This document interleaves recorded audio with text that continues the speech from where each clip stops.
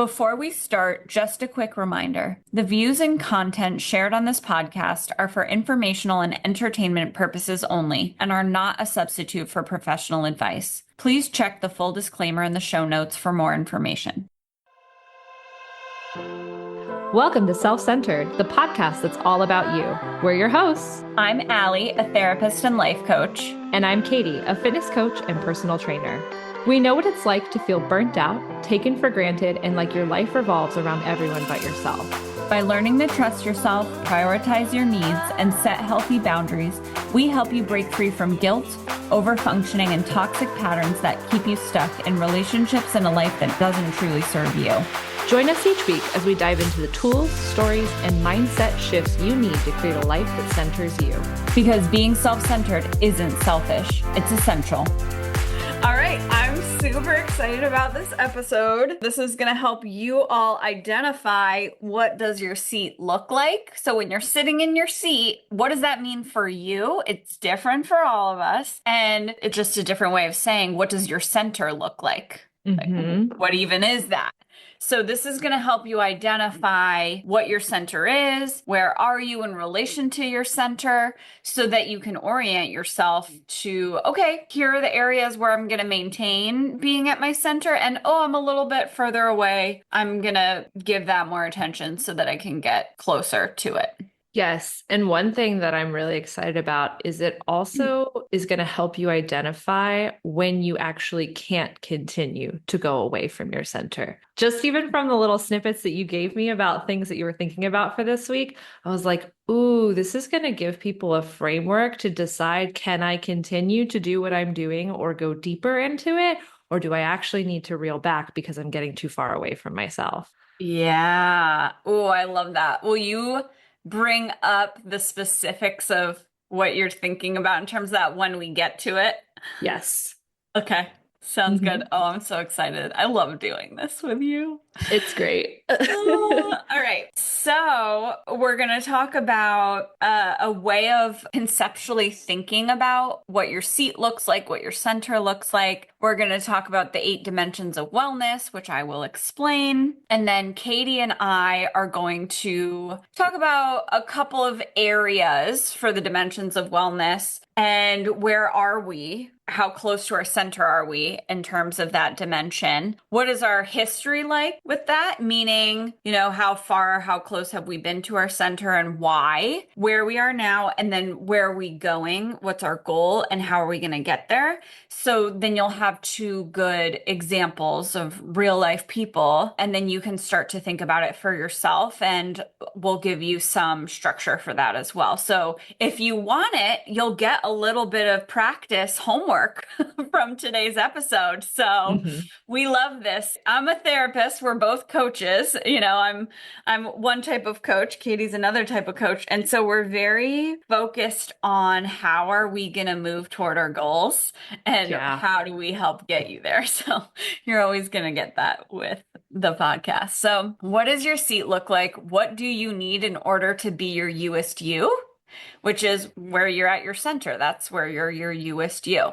So being in your seat is really a concept, right? So being centered at your center is really a concept.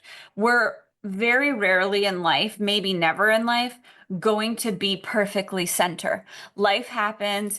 We only have so much influence over what's going on. And so the goal is not perfectionism. On this podcast, we truly are never going to talk about being perfect. We're never going to have that be the goal. So this is more of a mental concept that's going to help you identify what is my center and how close am I to it. And then that helps you orient how close or far away am I. And then that will inform your choices. And some of those choices are, do I get up out of my seat? Hopefully not, right? Or like, what does this look like for me in terms of being extended or overextended to reach and stretch? So I want you to think about it as a dartboard. So there's the center of the dartboard, right? That's our center. That's our seat. And that's the bullseye. This is where you're your youest you. You're at your peak optimal performance, you're thriving. I think of it as I got my sparkle back, right? When you come out of a rough time and you're like, oh, I'm getting my sparkle back. I got that good juju. I'm feeling good. This energy good, Hmm. That's your center. Then if you look at the ring outside of that, so the middle ring, if there's three concentric circles on the dartboard, that's obviously you're further from your center and you're more just surviving, right? So you might be in this kind of holding pattern of I have just enough energy and resources to survive and to get myself through the day to take care of the things that I need. And then the outermost concentric circle or ring would be I'm struggling. I'm getting pulled under by the currents of life. I'm not in a holding pattern. I'm getting beat up. And that could be I'm getting pulled over by the currents of life, or it could be your own harmful, ineffective patterns that you're Yeah. stuck in. It might not be something external to you. It could be internally, there's this pattern that I keep getting stuck in. And I'm just circling over and over and over again. So that's how we want to think of it. And just one more analogy in case it's helpful. You can also think of it like a bank account where at the outermost layer where you're struggling getting pulled under, you're in debt. Right? You Hmm. don't have anything to give. And really, well, we can talk about later. I'm getting ahead of myself. Like, I don't have anything to give, right? So actually, I'm in a receiving mode. I literally Mm. cannot give. So you should never get up out of your seat wherever you are. You should never get up and really help anyone in this situation because you need help. You're in debt. Then the middle ring would be, okay, I have maybe a low balance in my bank account, but it's just enough to pay my bills. It's just enough to get me through, right? I can do this, but I don't really have any extra left over. I'm definitely not thriving. I'm just maintaining, right? The holding pattern. And then, of course, at the center, it's, yeah, I got some extra money. I'm saving. I got an investment plan. The compound Hmm. interest is working for me, right? And so when we're at our center, when our bank account is full and we're saving and we're investing in ourselves, it actually continues to reinvest and we get such a return on investment. It's just automatic, right? Yeah. So life is hard, obviously, in the outer rings when we're away from our center, but it's also not allowing us to reinvest in ourselves. Whereas when we're at our center, not only are we doing well, but it's effortless to just keep getting better. Hmm. Mhm. So the levels, like where you are in terms of how close you are to your center, like I said, that's always going to be in flux, right? Life changes. And whether or not you give to people, what you do, that depends on which ring you're in and the impact of doing that thing or giving that thing. And where will that put you? Is that going to put you closer to your center or further away from it?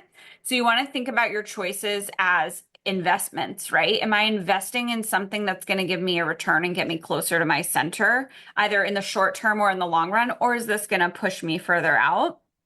Also, there are certain areas in our life where we might actually not have much control and we might just have burdens, right? So, like, I have a chronic migraine disorder. That's never gonna change. I was born with that. That's the way my brain and my nervous system work.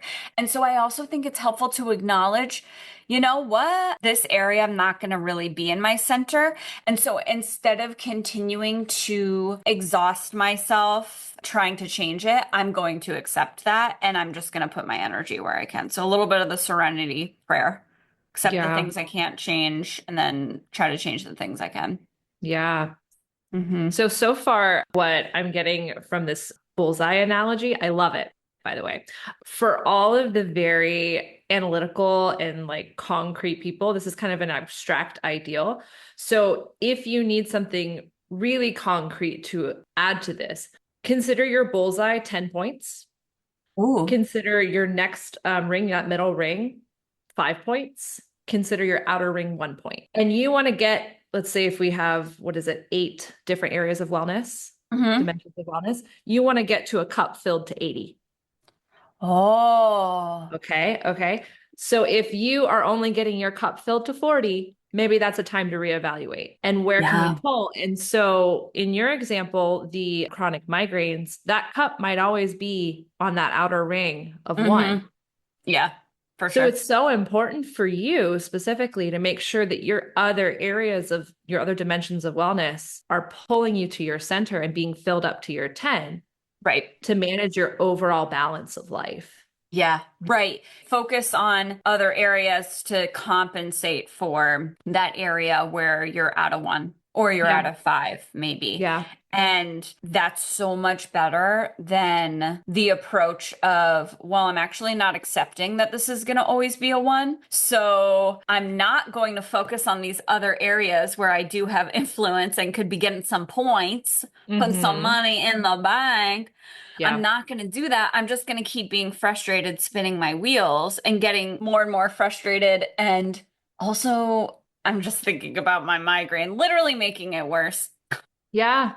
Yeah. It's self-destructive behavior. Mm-hmm. Mm-hmm.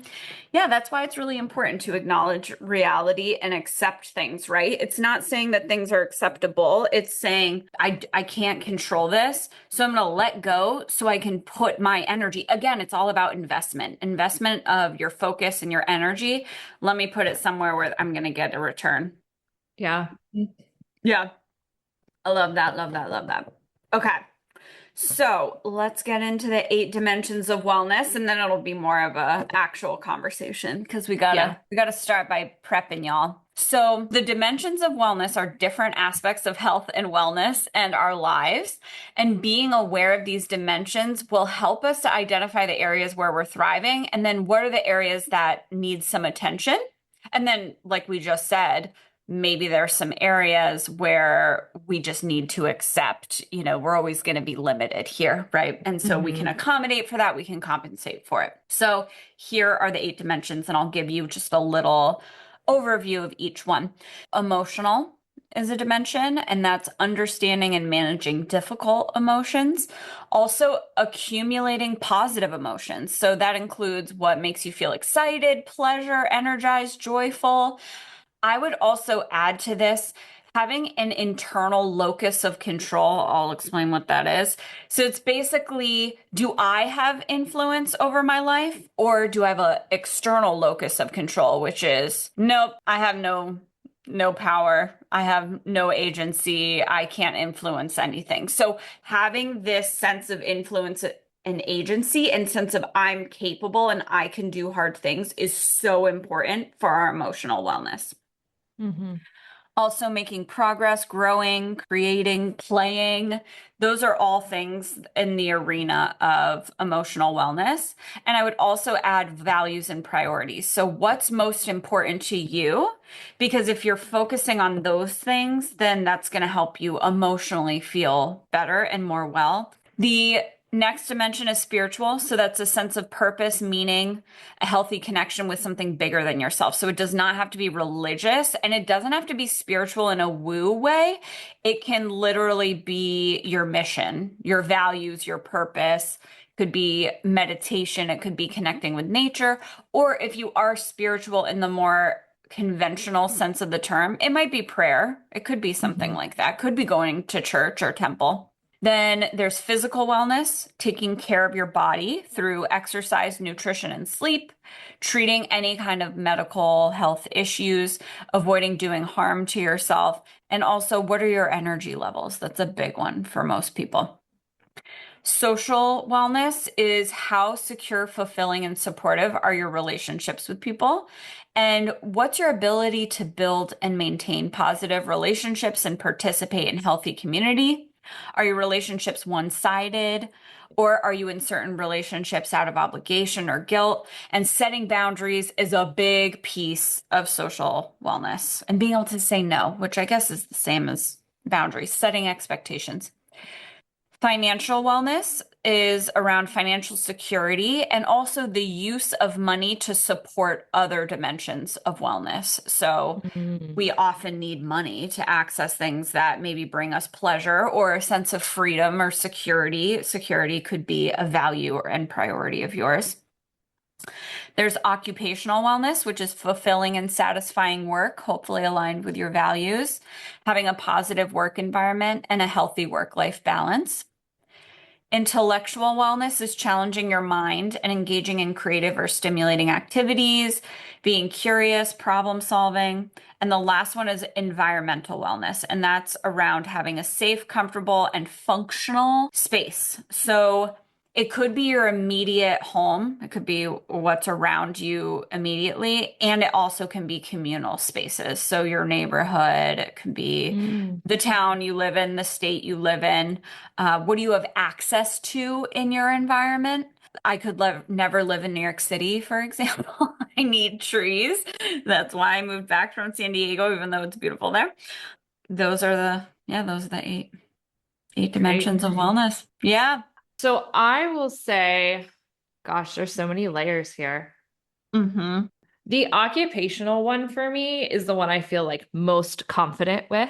It's like very clear to me. And I think that's because I've spent, gosh, the last 5 years really investing in that occupational dimension. And it's interesting because if I was to look at the balance and like how much I was hitting the target, Mm-hmm. over the last 5 years. At the very beginning, I had this goal of what I wanted to get to. I wanted to be Yeah. self-employed as a personal trainer. I wanted to be, paying all my bills and then some. I wanted to be have a full client schedule. I wanted to be impacting people in a way that like brought them to the next level in their journey and wasn't just kind of like spinning on a hamster wheel. And when I started doing that, I was like all over the place for multiple reasons. On the one hand, when I started really busy building my business was in the pandemic, which was a whole shit show for For fitness in sure. general. And then I was also going through divorce, which was also a whole shit show financially.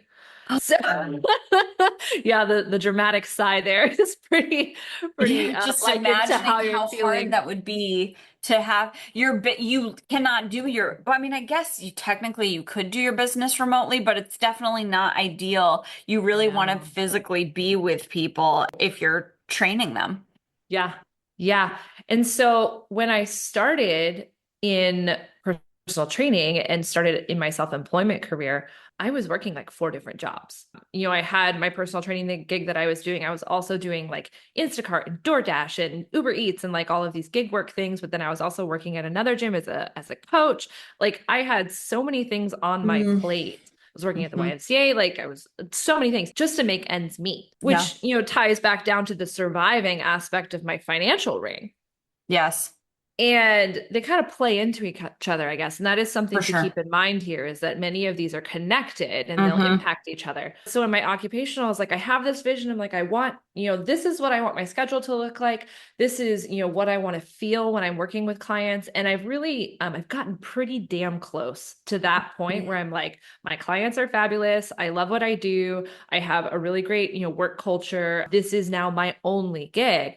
But it took being all over the place in order to Right. get there because Yeah. of the circumstances of life. And I think what you were mentioning about like, okay, well, sometimes we're dealt with some cards and we got to Hmm. figure out how to get there.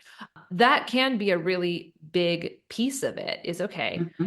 how do you manage the cards that you're dealt while Hmm. also making sure that you're keeping yourself centered? And As I centered as certainly, possible, right? right. Because what you're sharing, I'm thinking there also needs to be some acknowledgement and recognition, and so that you can let go of a goal while you were building your business of being completely centered. You just Yeah. weren't going to be because in order to have that financial ring of survival, that middle Yes. ring, that 5 points, whatever you want to call it, you needed to dip into emotional wellness and physical wellness. I know you were not sleeping enough. No, no, Right. for And sure. and emotionally, that's super stressful. Yeah, So you had to almost dip into these other areas of wellness in order to support, okay, I need a foundation of financial wellness if I'm going to build Mhm. this. I need to have a foundation of that I'm building of what my job is. And then once I have those foundations, then I can work on the emotional, then I can work on the physical. Exactly. Yeah. So there was a lot of borrowing that happened in my occupational. And now I look at that and I'm like, damn, I have too much work. I have too many, which is a great problem to Yeah. have. And so now that I've reached that and I've said, okay, I can identify what that center looks like, I have more than enough resources to accomplish me getting at that center. I can start letting things go and dropping things off so I can give back to Yes. those other dimensions of wellness for me, for my Mhm. emotional, for my You're physical paying back the sleep. loan. Yeah, exactly. I really am. And I am having to do that. The area that I see most frequently for me that's like chilling out at the outer rings, that one point of survival is really physical, which sucks because I'm in a physical job. I know, doesn't it? It's always Yeah. so freaking ironic when that happens. And Hmm. I think that can lead to some imposter syndrome, but it shouldn't. So Right. for those of you listening, if you can relate to Katie, fitness trainer, and physical is where she has 1 out of 10 points and she's struggling, she's on the Yeah. struggle bus. It doesn't make you an imposter. It's just that's the last loan that you're gonna pay off to Yeah, it get is. It fully truly centered. is. Yeah. Hmm. I mean that like I mean the sleep is still, And that Yeah. was even when I was with you in Vermont, that was kind of one of the major awakenings that I had was I actually am starting to realize how much the lack of investing in my physical and my sleep and my activity has robbed me of feeling centered. Is it because we Uh, did so much sleeping? well, it was so this is a crazy story. I track all of my sleep data on my Garmin watch and I wear it every single night religiously because I'm a datum freak. I want to know all the things. And my watch will tell me when the last time I got 8 hours of sleep was. And I checked this on October like 12th or something. And it said, oh, yeah, your last night of 8 hours of sleep was October like 23rd. And I was like, oh, that's not so bad. That was this month. And I was like, oh, wait a Uh-oh. second. October 23rd hasn't happened yet. That was last year. That was Yeah. the last time I took a vacation. And I Yeah. was like, oh no. Last And time you were in so Vermont. pretty much, yeah. Literally. Yeah, it really was. And so I was like, okay, well, let's work on this. So on vacation, that really was what I did was I made it a priority to, okay, just rest. Just be willing to sleep in and go to bed earlier and not feel like you have to fill your time with so many things and see how you feel. And when I came back from that like 2 week trip that I had, I came back at like I don't know, 1 or 2 o'clock on a Tuesday afternoon. And I had 6 a.m. clients the next morning on Wednesday. So Oh, I didn't get as much sleep as I normally would have, right. or would have wanted or had been getting that 2 weeks, that Tuesday night. But I remember Wednesday morning waking up and I was like, wow, 6 a.m., 5 a.m. Well, 5 a.m. feels so much different since Mm, I've invested in my physical for the last 2 weeks mm, than it had 3 weeks ago before I went on this trip. And it was that yeah. wake up call that I was like, ooh, okay, now's the time to start making some shifts. And I had, in the back of my mind that, okay, well, I've reached this like occupational, I've reached the center of what I want for my occupational. I'm really achieving what I want in my financial. I'm starting to like get all these layers in place.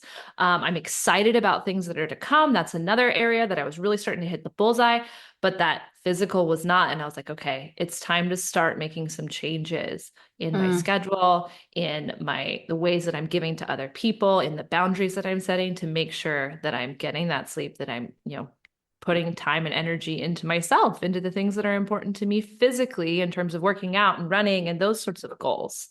yeah. Mhm. Wow. I love that you are almost so you feel like you're centered in every area except for physical? Physical is a big one.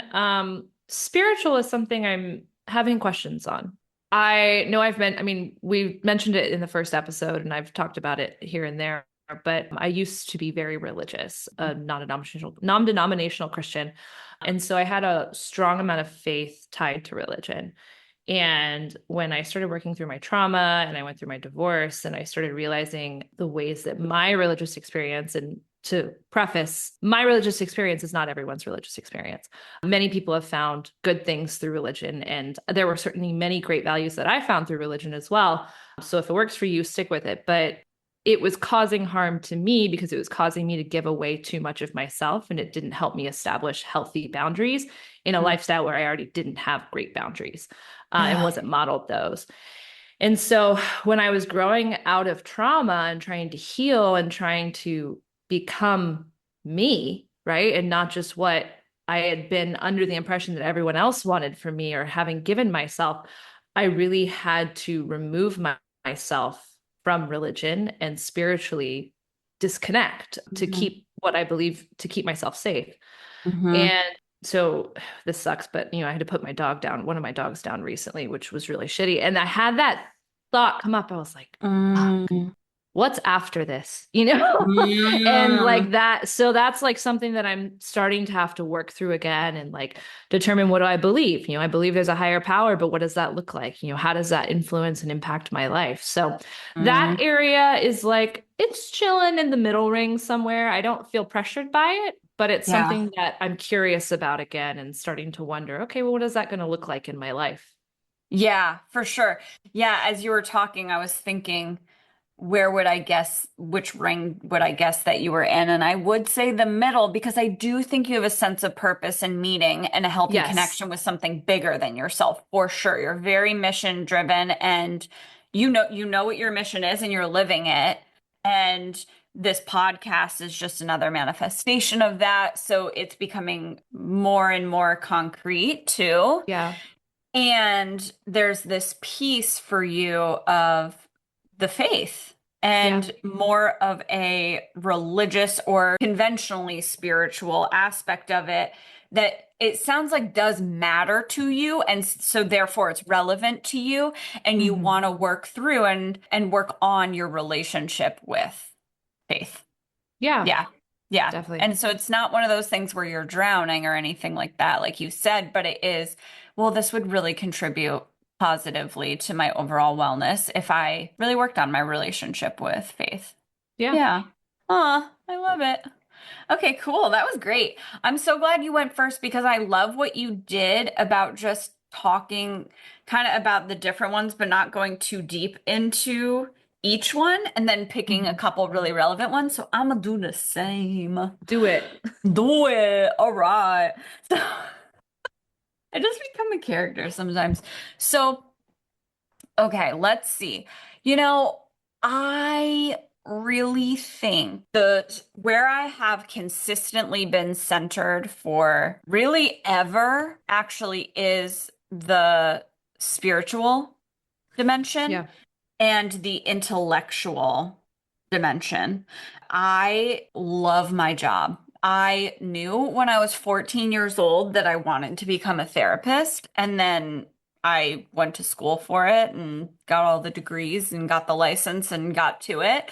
And I also am a life coach, and the human psyche and personal development and helping people reach their goals fulfills me, but it's also so fucking interesting. And the brain, neurology, I'll never run out of things that I can learn about. And I get to work with people and explore their psyches. I really feel like I kind of get inside there and together we work together and I love also working with people. So one of the reasons that this podcast is so aligned for me is because I'm doing it with you.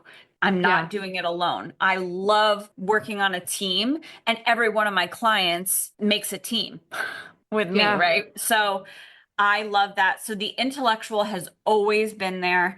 And even, before school and all of that, I've always been curious. And my dad, love him so much, my adoptive dad, he always supported my intellectual curiosity, and he was curious too. He was probably high. He was probably smoking weed. It's okay.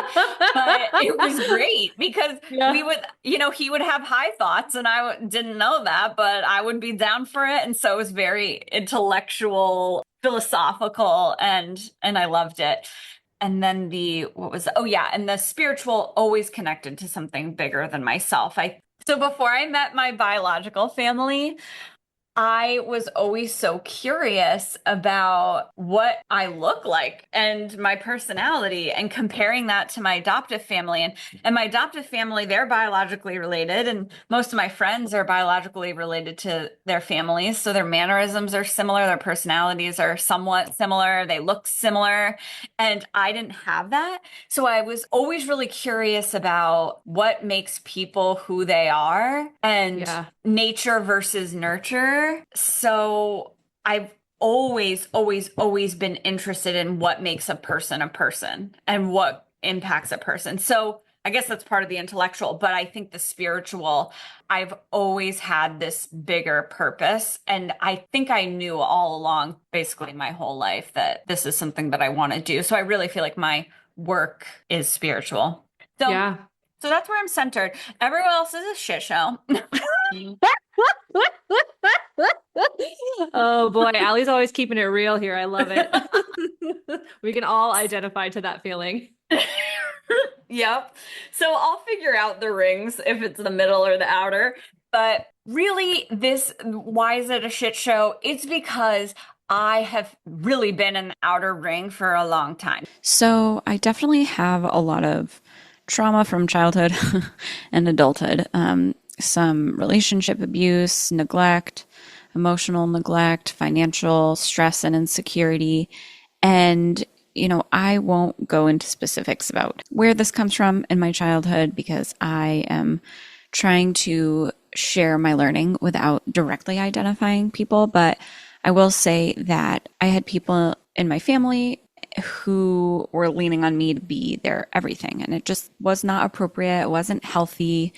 And that was really chronic stress for me. And then financially, things were not secure even when I was not yet an adult. And that was really, really stressful for me. And I had to put myself through college and work through college. And same with grad school. I had 7 part-time jobs in grad school. And then once I got a job, you make such little money as a social worker. And then even when I got licensed, it was still such little money. And in order to get my student loans forgiven, so I was paying them every month, but to eventually get them to go away, basically, I needed to do the 10 years of nonprofit student loan forgiveness, and which is a great program. And nonprofit for mental health is really hard.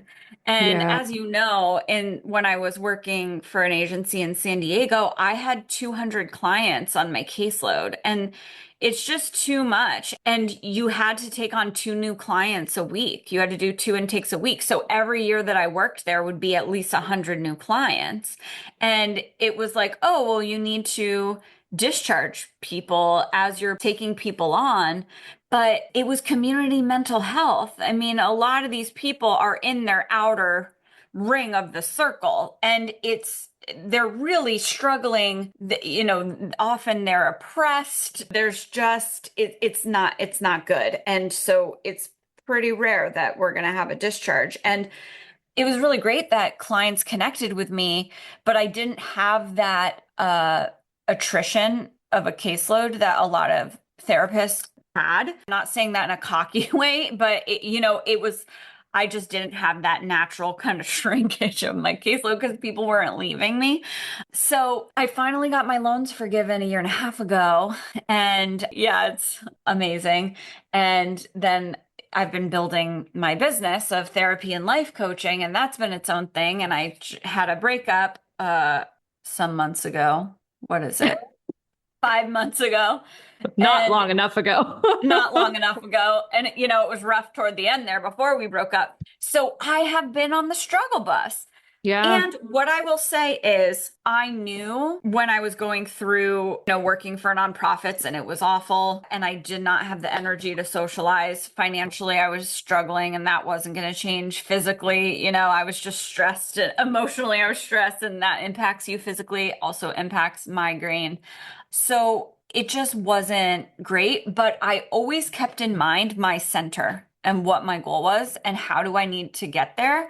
What do I need to do to get there? And I was very focused on, well, yes, this has you in your outer ring. So what you're talking about with taking loans, dipping into these other areas of wellness, I took not only a literal school loan, but I also had to take these parts of my wellness and just accept and tolerate that I was going to struggle for a while. But it was all worth it because now I'm here and I can take care of myself. And so now I would say that I am probably in the middle ring for the majority of things. I don't think, well, financially, I'm in the outer ring. I got 1 out of 10 points in the outer ring. And a lot of that has to do with the fact that I didn't listen to my intuition. When after my loans were forgiven, I really wanted to jump right into starting my business and taking clients. And my ex said, well, you've been hustling and working and you're burnt out. You've been doing this for so long, your entire life. Let me take care of you. I want to take care of you and cover the food and the house and all of that. And you just focus on, I got a puppy at that time. So I was really focused on raising her, and I'll take care of you. And then once you feel ready and you feel like you have your energy back, then you can start. My intuition said no. My intuition said no. It was like, what would feel really good for me is actually building. It'd be nice to not have to pay for groceries and house stuff while I make money. Why? So there's no pressure to build this fast, And and also it really made me vulnerable to that relationship. So Mm-hmm. once I was making a little bit of money for the first few months before we broke up, I was giving him that money Mm-hmm. because, and this was part of why we broke up, I think he was actually triggered. It's a clusterfuck. I mean, we could try to do an episode on what the fuck happened in Allie's last relationship. That'll probably be a year out because I still need to process and integrate that. It's a little bit of a mystery, but I do have a sense.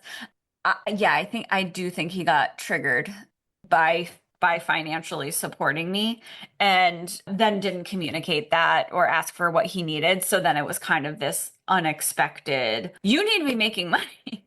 And Yeah. I need to trust that you're actually going to eventually contribute to this relationship. And it hadn't even been 6 months yet of me. Yeah. It had been less than that. Yeah, yeah. And I was in constant communication with him too about if there were things that were quote unquote extra. So for example, if a friend wanted to go out to dinner, which I did very rarely, maybe once or twice during that time, I would ask him if that was Yeah. okay because I wanted to be really respectful about that. And part of the reason that I didn't listen to my intuition is because I was in my head about it. And this is one of the things that people don't realize about therapists. So I don't know. I feel like therapists it's like we know everything or something.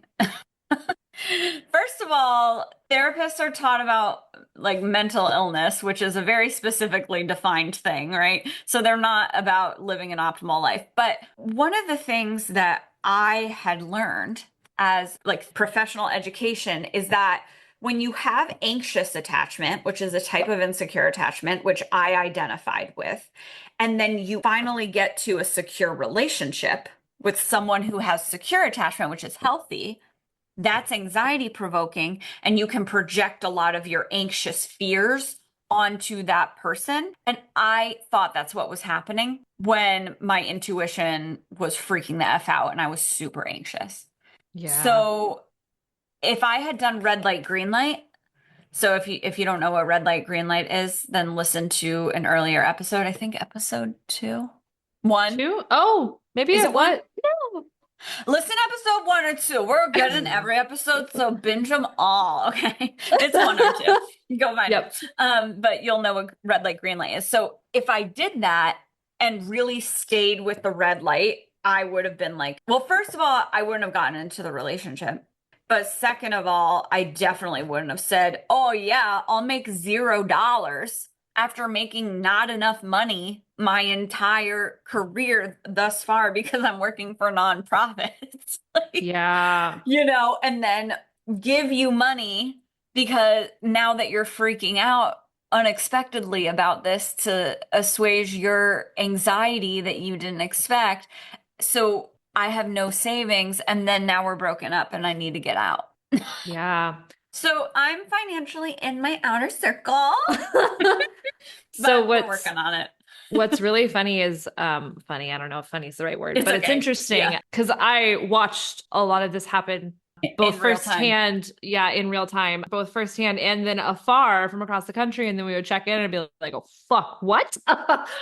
What is funny is we think about, okay, well, you want to be in your bullseye, maybe you're not there. And so you're operating on these outer rings. And Right. when it came to taking money from him and him wanting to support you, that's a wonderful and kind gesture. We appreciate that. However, Mhm. on your financial ring, truly to you, that takes you outside of that outer ring. It Uh, does. and Yeah. because it's you mentioned this at the beginning, internal locus of control. And that moment where you said, okay, yeah, that is true. I am so burnt out. There's a number of reasons why you're burnt out, right? And it's not just you've been working so much and you had a crazy caseload. Part of that is also that you didn't have control over that caseload, that you Yes. were you were being forced to take on that many clients, and you Mhm. felt, it's probably in some way responsible for their well-being because it's like, oh For no, they're actually sure. succeeding.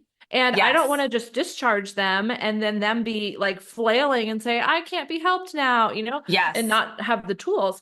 So on that financial piece, you're sitting on the outer ring of, okay, I'm already strapped financially. Now this person kind gesture wants to provide for me, but that means that I would actually be leaving my financial bullseye entirely. I'd be off the Yes. board. There's no points being External going locus into of that. control, right? It's outside of Yeah. me. The financial wellness is in someone else's hands. Yeah. Yeah. Mind blown. So, what you said about me being on these outer rings and in some cases off the dartboard completely, that just made me more anxious and less capable. And I really lost myself and my inspiration. Whereas this Yeah. podcast is so aligned, which is part of why it's actually getting me closer to my center. And my whole life before that happened, right? The whole point of him saying that, or his intention, his stated intention, was that I'd been burnt out and exhausted. And so Mhm. this is going to be your way of being able to rest. And it did not do that. It did kind of the opposite. And so I was thinking about how I'd been in fight or flight and freeze, been in survival for so long. I'd been living in a sea of red flags. And I Yeah. got to this place where I was like, yeah, my intuition when I'm working for these nonprofits and I have a caseload of 200, it's telling me you need to get out. You can't keep doing this. For 10 years, my intuition told me you have to leave. And I had Mhm. to override that because I knew I have to sacrifice this wellness for now. I have to take this loan out, literally and figuratively, in order to be centered down the road and to Yeah. get rid of this huge ballooning student debt that I'm paying every month, but is getting bigger because the interest is so high. And when you're in a sea of red flags, new red flags don't register. Yeah. Ooh. So when people say, I can't tell the difference between my anxiety and my intuition, right? Is that red light my anxiety or is that red light intuition? You're Mm. probably living in a sea of red flags. You're Yeah. probably living in survival or struggle. You're definitely not in your center. And so Mhm. that's another reason that being in your center is so important because if you're in a place where you're mostly doing well, a red flag is going to register. I'm in a place for the first time in my life where I know what it feels like to feel good, period. Yeah. Oof. And because of that, if a man comes in and it seems great, but then it doesn't feel good, I'm going to pay attention to that because there's a contrast. I'm now living Mm-hmm. in a sea of green flags, and a red flag walks in. Yeah, I can clock you right away. But before, I couldn't see the red flag join the fucking party. You know, Yeah. I don't even know where Mm-hmm. you are. I can't see anything. It's all red, you know? Yeah, you So, get colorblind. yeah, so it's really important to be self-centered. And this is part of why being self-centered helps us build self-trust, Mm. is that we actually have that contrast of I'm feeling good. I'm doing mostly well, or hopefully you'll have moments in your life where you're just fully centered. Sounds amazing. And then you can see these red flags and you can be confident. That's my intuition. I can trust myself. I can take action on this. I can set this boundary. So, yeah, I think that's it for me. I'm like, whew, that's kind of bring me back when you were talking about, I don't even know what you were saying, but I just remember a few minutes ago feeling kind of emotional because I have so much compassion for my past self. I don't think Yeah. you'd ever told me before. We've talked ad nauseum about this. Thank you for that. Katie's a clear mirror of mine. We all need clear mirrors. We'll talk about Hmm. that on the podcast as well. We need someone who can reflect back to us who we are and what reality is. And that's what Katie Mm-hmm. does for me. And so you haven't reflected that in this way until just now. And hearing you say, wow, well, that took you, you had no financial dartboard. It was the Yeah. external locus of control. It's almost like when you're going through a hard time, you can't fully process it because you're just trying to get through it and survive. Hmm. And that allowed me almost to re-experience that time and look at myself working so hard. You know, I really tried. I You really worked did. hard. Yeah. Yeah. So, anyway, I feel really good though about where I'm going.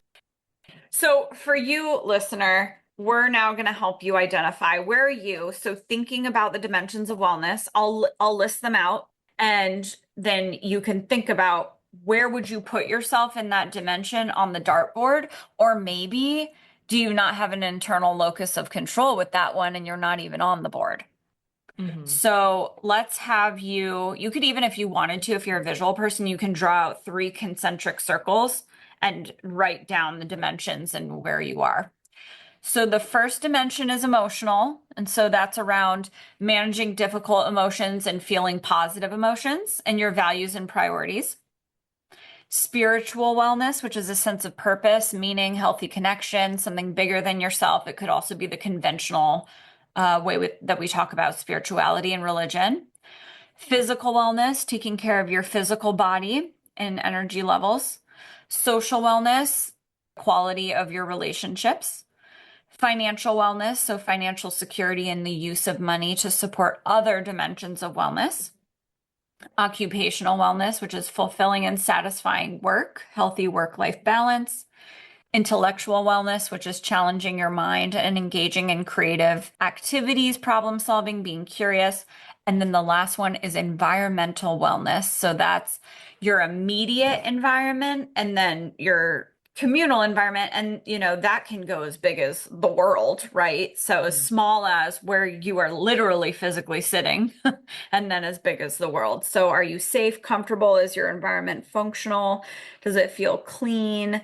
Does it feel good to you? So think about each of those dimensions and identify, are you in the center of the dartboard, which would be you're at your peak. You got your sparkle in that dimension. You're thriving. You're your youest you. That's you sitting in your seat. You're at your center. Feels amazing.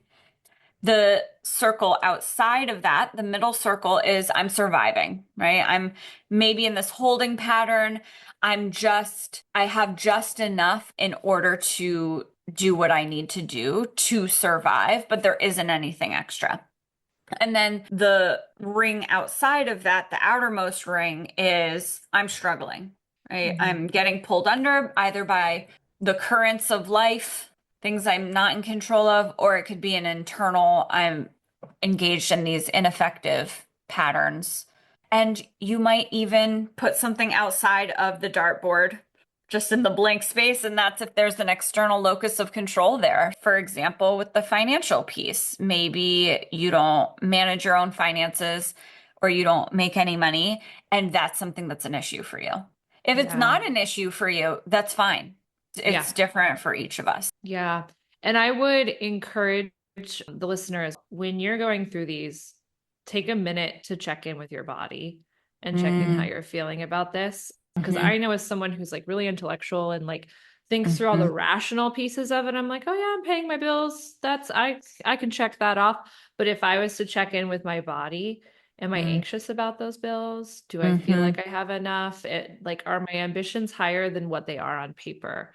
mm, And feeling what that feels like in you. And does that make you feel good? Does that make you feel excited and energized? Does that bring life to you? Or does that make you feel anxious? Does that make you feel nervous? Are you scared for the future? Are you scared for what it's going to look like in a couple of years? Do you have a vision for what it's going to look like? Those can be kind of guide on pieces to help you identify where you are on that bullseye, is checking in with how you feel about it.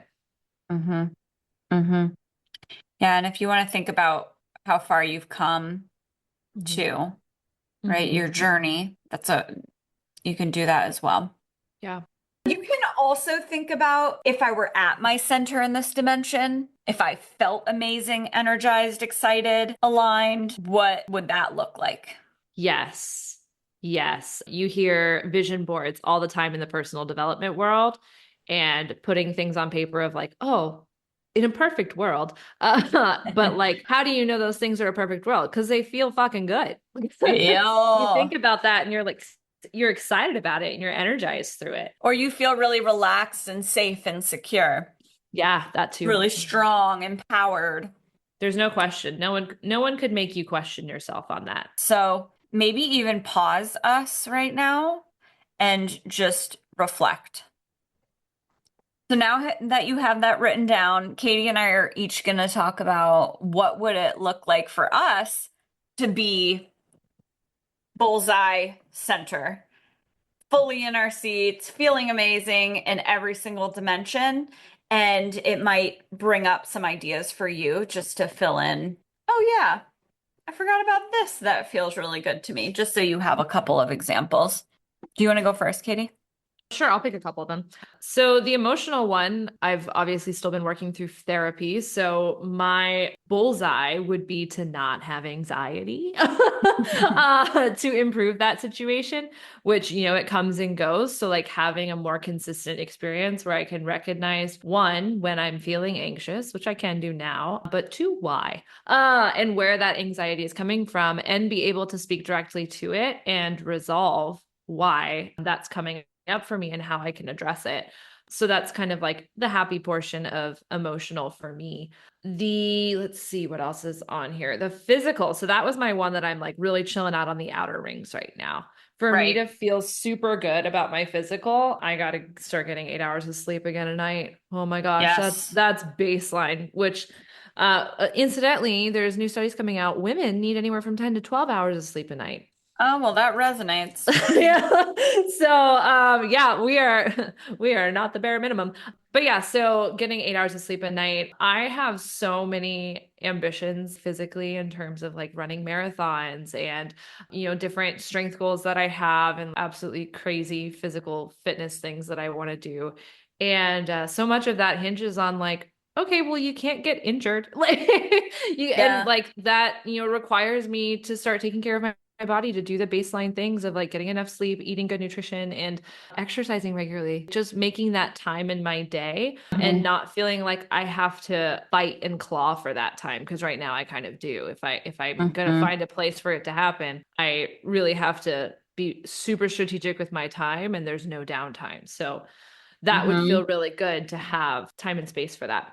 Mhm. Let's see. And my intellectual and occupational, those are kind of going in hand, And some of that, a lot of that actually is tied in with this podcast. I know I've mentioned it to you, but this is bringing me so much closer to my center now because it's one of those things that I'm finally feeling excited about. I love what I do in terms of my work. But sometimes you do feel like you're on a hamster wheel and that you're just continually going through the motions in order to fill that financial cup or in order to fill the intellectual piece of it. Like there's little things that I feel like I have to continually keep up with. But the excitement piece and getting creative in my field is something that I've really missed. And that is definitely coming forth with this. So as this becomes more of a constant in our lives, I am so excited to see what happens next and like how we can continue to impact others and impact ourselves through the process. Yeah. Ooh, I love it. All right. So I'll fill in the last four. Spiritual wellness. So, like I said, that's always been good for me, but I do want to meditate more. I really want to Yeah. meditate more. And right now, I'm just not in a, I know myself and I know based on the way my life is right now that I'm not going to do that to the extent that I want to. I am building it in by mindfully doing things. So when I'm in the shower, I'll notice I'm in my thoughts. Okay, come back to the experience. But when I'm at my center spiritually, I will be meditating regularly. Mhm. Social, and okay, so this is gonna go along with environmental. So I love entertaining, and environmentally, I love interior decorating. I love a functional space that's organized and just is comfortable to have people over and to entertain, whether that's formal dinner party or it's okay, just come over and let's go in the hot tub, which I don't have a Mhm. hot tub, but at my center, I have a hot tub. I love it. And yeah, so the social and environmental really go together because I just really want people to be able to come into my home that doesn't exist yet and have them feel really comfortable to be able to cook a huge meal and just take care of people and relax. I really love a loungy vibe. Oh my gosh, even thinking of it makes me feel so warm and happy. Mhm. I'm going to love that. And also socially, one of the things that I've been playing around with recently that we can do a episode on is all the different ways to say no. So there are Oh. people who I've been friends with in the past who are coming out of the woodwork and wanting to reconnect, and I don't want to. Not because I don't like them, but because we've grown apart or where I am in my life. It's just not a priority for me. And Mhm. I can only have so many people in my life that I'm really focused on. Or people who I'm just meeting but want to become friends and asking me to do things and that are less and less acquaintance like. How do I say no to that? So that's something I've been playing around with. And so when I'm at my center, I'll have the positive social entertaining interactions in my home. And I will also be able to communicate that I do not want to reconnect or I don't want to invest in this relationship getting closer than acquaintances. That's so interesting that you mentioned that because when I think of the bullseye piece, for me, it was just like additions, additions, additions, additions. Oh, But there are like a big part of that is also subtractions, it you know? is. And that, I Mhm. mean, again, that's the whole point of fucking being self-centered is like bringing us back to ourselves. But those boundary setting pieces are so Yes. valuable when it comes Yes. to reaching that bullseye. Yes. What am I not doing? What am I cutting out so that I can make space for what feels really good? Yeah. And Mm. then the last area of wellness we haven't given an example for is financial. And I am actively working on this. It's awesome. So my ex and I broke up in June, Mhm. and I'm really grateful that I'm making money. I'm making enough. I'm definitely in the middle ring for that. I'm definitely surviving and I'm on track to thrive and to get closer to my center. So now I'm working with a financial advisor and it's been really helpful to just develop a different mindset, honestly, around savings. It is a payment that you make to yourself. Yeah. And that was really helpful for me. Not that I didn't save before. I mean, I saved as much as I could, but I also wasn't making enough. So it's just helpful to be learning about savings and budgeting and investments and yeah, between making money and all that. And I'm feeling really good about it too, because now that I have my own business, I am completely in charge. I get to make all the decisions. And so I know, yes, right now I have enough money, but I also know that I can create things when I'm ready that are going to make more money, but not take as much energy from me as one-on-one. So I'll always do one-on-one, but then do other things as well. So, Yeah. yeah. So we really feel like we've given you guys a framework of, okay, what are the dimensions of wellness that I need to check into myself and see, am I on track to becoming my most aligned self? Or am I maybe somewhere on the outskirts where I'm asking myself, is this truly how I thrive? Is this truly where I'm going to become the most self-centered? And if you don't feel like you're aligned with that, first, let's figure out why. Let's figure out what's holding you back. And then that starts to bring up the conversations of where can I set boundaries? Where can I prioritize in order to get me to the center? Because from your center, from that bullseye place, is where you can create, where you can thrive and grow and put your best self out into the universe. And if you're like Allie or myself, where our alignment and our spiritual sense of purpose comes from giving to others and comes from helping people grow, you can't do that until you've helped yourself. Right. And maybe you have family or kids or loved ones that you feel like you're giving a lot of yourself to. If you haven't given to yourself first and you haven't found that bullseye for you, you're never going to be able to give to them what they need either. So finding out what fills you up, what fills your cup, what your bullseye looks like in those dimensions is so vital to being able to stay self-centered in all areas of life. And to stay in your seat, right? Which is your seat is the throne in the center at the bullseye. And so identifying what that looks like helps you orient yourself in those moments where you have a decision to make. Yes. Okay, this person is asking for this from me. Is that going to pull me into a ring that I don't want to be in? Is that going to put me in survival? Is that going to put me into struggling? Or is that going to make me actually lose influence over this area of my life? Right? Yes. The internal locus of control is on your dartboard, and then the external locus of control is off your dartboard. And we all really need a sense of influence. That's very important. We are self-centered. We get to take care of ourselves and create the life that we really want. And it's not selfish. It's not selfish. It is essential. It is necessary. And if you are thinking to yourself, oh, this is what gets in the way, but I don't know how to move through that, find us on Instagram at selfcentered.pod, or you can email us at selfcenteredthepod@gmail.com, and we will do a future episode on it. Yeah. All right. I love it. We're out. Stay self-centered, y'all. Thanks for joining us today. We hope you've enjoyed this episode. Follow us on Instagram at selfcentered.pod or connect with us at selfcenteredthepod@gmail.com. Stay self-centered, and we'll see you next week. Bye. Peace.